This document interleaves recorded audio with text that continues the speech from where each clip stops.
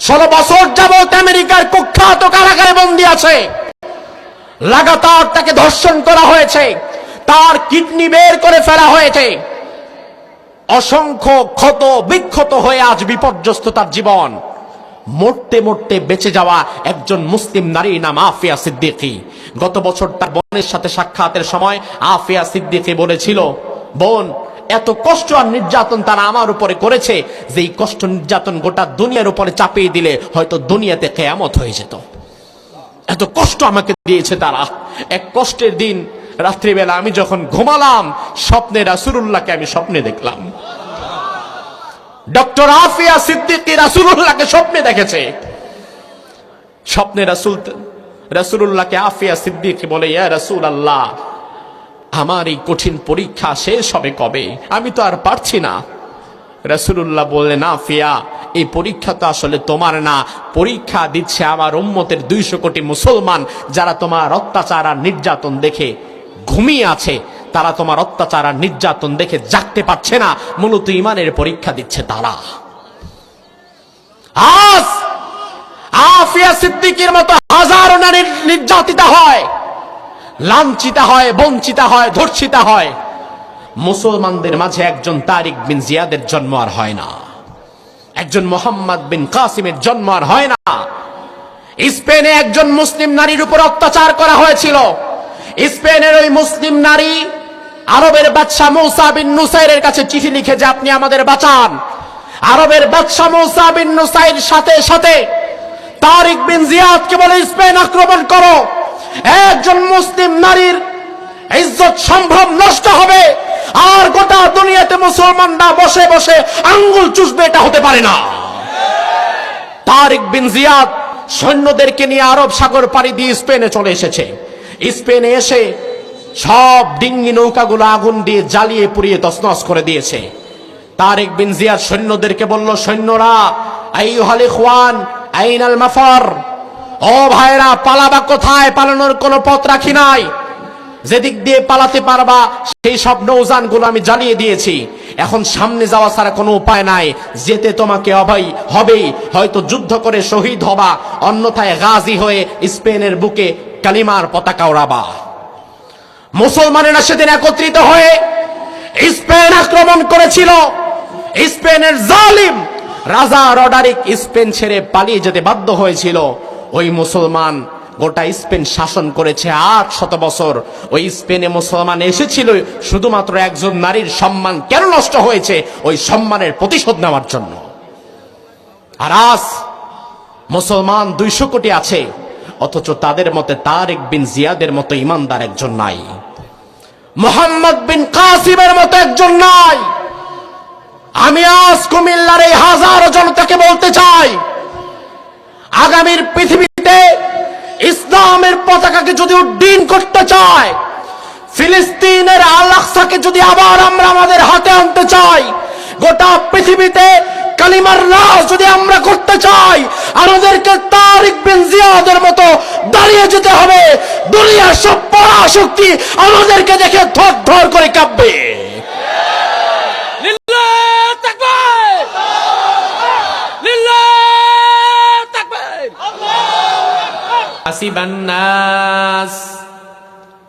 দুনিয়ার মানুষ কি মনে করেছে নাকি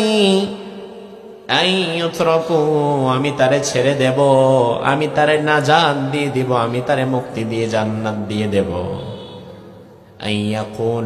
আমান্না, সে শুধু বলবে আমি ঈমানদার, আমি ঈমান এনেছি। ওয়াহুম লা ইফতানুন, তার ঈমানটা আসল না নকল, খাঁটি না ভেজাল, আমি আল্লাহ বুঝি পরীক্ষা করে দেখব না। আল্লাহ বললেন, দুনিয়ার মানুষ কি মনে করেছে নাকি সে শুধু ঈমানদার দাবি করবে আর জান্নাতে চলে যাবে? বরং দুনিয়ার মানুষের ঈমান আমি আল্লাহ তাআলা শক্তভাবে পরীক্ষা করে নেব। পরীক্ষা ছাড়া ঈমানের মৌখিক দাবির ভিত্তিতে আল্লাহ তাআলা কাউকে জান্নাত দিবে? কথা কয় দিবে? দিবে? আমি শুধু কিয়ামতের দিন দাঁড়ায় বললাম, আল্লাহ আমি ঈমানদার ছিলাম দুনিয়াতে, আল্লাহ বলবে যাও সেলসালায় বেহেশতে চলে যাও। এত সহজ? অসম্ভব। তার কারণ আমার ভাইরা, ইমানদার দাবি করলে যদি সবাই জান্নাতে চলে যেত, তাইলে বাংলাদেশে 20 কোটি মানুষেরা 18 কোটি তো নিজেদেরকে ইমানদার দাবি করে, সবগুলাই তো জান্নাতি হওয়া লাগতো। 18 কোটি মুসলমান এই দেশে আছে, অথচ এই দেশে দিন দিন সুদ বাড়ে, ঘুষ বাড়ে, জিনা বাড়ে, দুর্নীতি বাড়ে, মদ বাড়ে। মুসলমান যদি প্রকৃত অর্থে থাকতো তাহলে তো এগুলো বাড়ার কথা ছিল না। এই অন্যায় অপরাধ বাড়ার কারণ হচ্ছে মুসলমান যতজন দাবি করে আসলে সত্যিকারের মুসলমান সমাজে কম, ভুয়া শুধু নামধারী মুসলমানের সংখ্যা সমাজে বেড়ে গেছে। এজন্য আল্লাহ তাআলা বললেন, আমি আল্লাহ তাআলা কি পরীক্ষা ছাড়া জান্নাত দিয়ে দিব? এত সহজ মনে করছো তুমি? এবার যদি আপনি বলেন, আল্লাহ কেন আমাদের পরীক্ষা করবেন? ইমানদার দাবি করলে জান্নাত দিবেন না, পরীক্ষা কেন করবেন? আল্লাহ বললেন, শোনো বান্দা, কেন করব পরীক্ষা? ওয়ালাকাদ ফাতান্নাল্লাযীনা মিন ক্বাবলিহিম, পরীক্ষা শুধু তোমাদের নয়, তোমাদের পূর্বে জমিনে যারা ছিল তাদেরকেও আমি আল্লাহ পরীক্ষা করেছিলাম। আমার ভাইরা জবাব দেন, পরীক্ষা করেছিলেন কে? আমাদের নতুন করে নয়, বরং আমাদের পূর্বে ঈমানের দাবি যারা করেছে যুগে যুগে, তাদের উপরেই পরীক্ষা আছে না নাই? আপনি যদি বলেন, আল্লাহ কেন তাদের পরীক্ষা করলেন, কেন আমাদের পরীক্ষা করবেন? পরীক্ষা করার কারণ কি?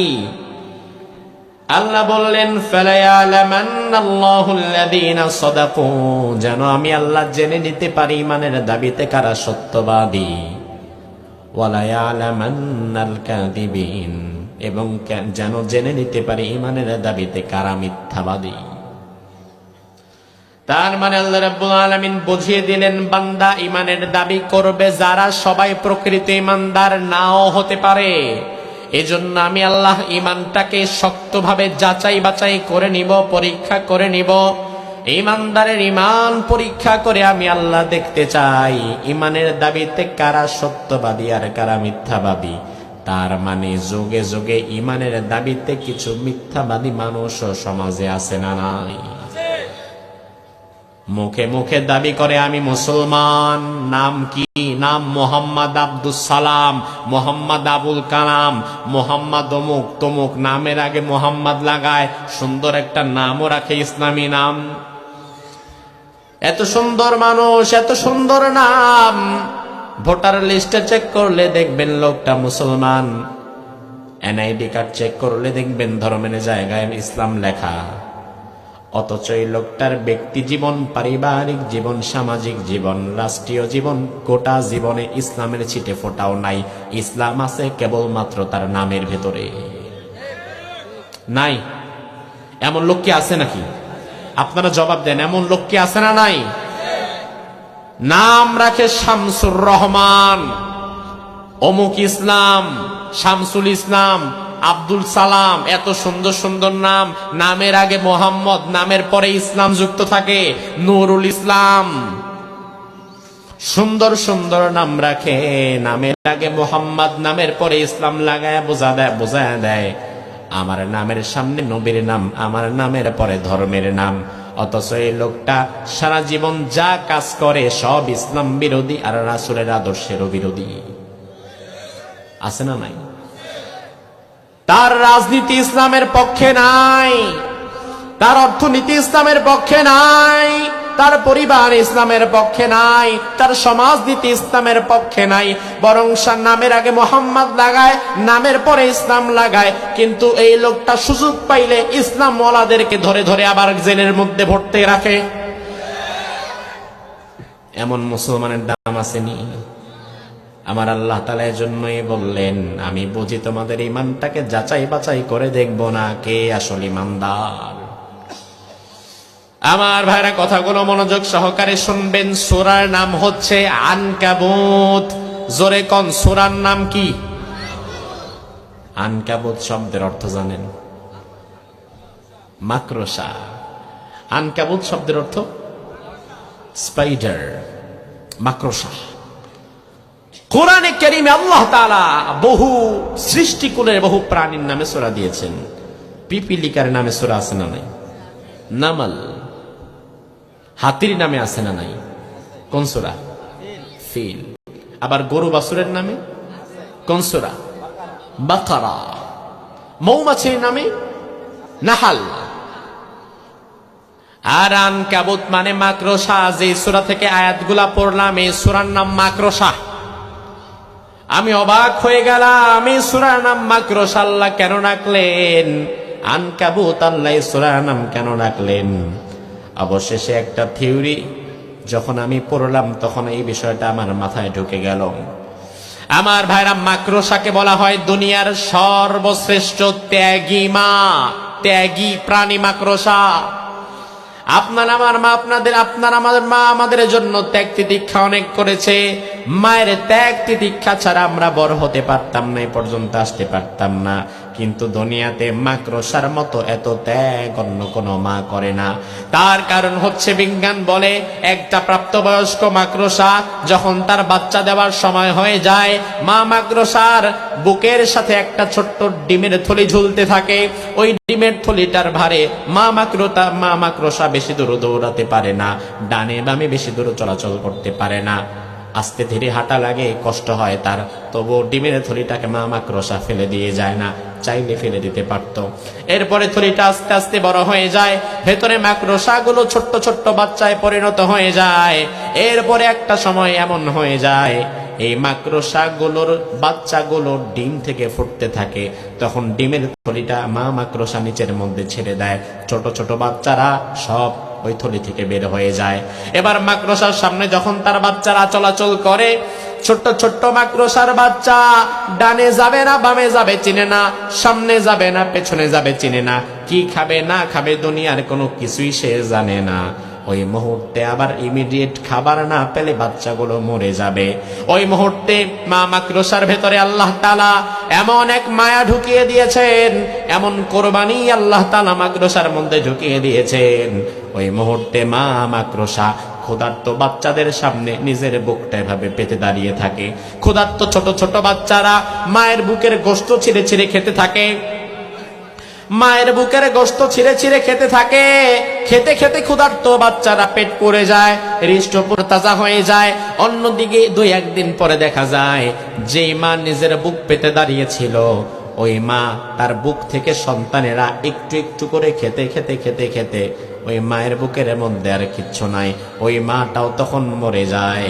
অর্থাৎ 2-3 দিন পরে আপনি মাঝে মাঝে ঘর ঝাড়ু দিতে গেলে দেখবেন বড় বড় মা মাকড়সা কেমন যেন মরে একেবারে চিমটি লাইগা শুকায়া পড়ে আছে, খালি কঙ্কালটা পড়ে আছে, জান নাই।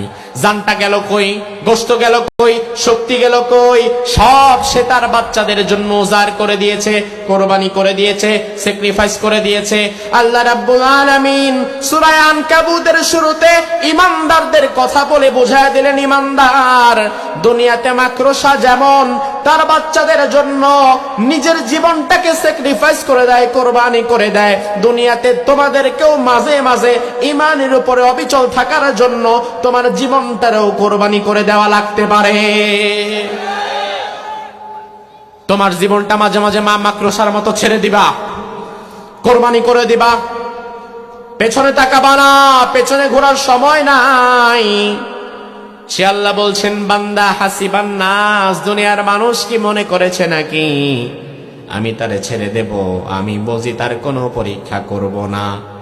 এর মাধ্যমে আল্লাহ বোঝায় দিলেন পরীক্ষা করবেনই করবেন, পরীক্ষা ছাড়া আল্লাহ তাআলা কাউকে ছাড় দিবে না।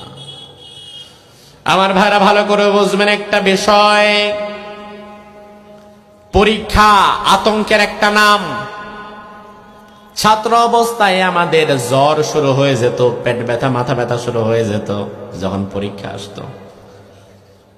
পরীক্ষার কথা শুনলে ভয় লাগে, সেটা ক্লাসের ফার্স্ট বয় হোক আর লাস্ট বয় হোক, পরীক্ষাটাই একটা আতঙ্কের বিষয়।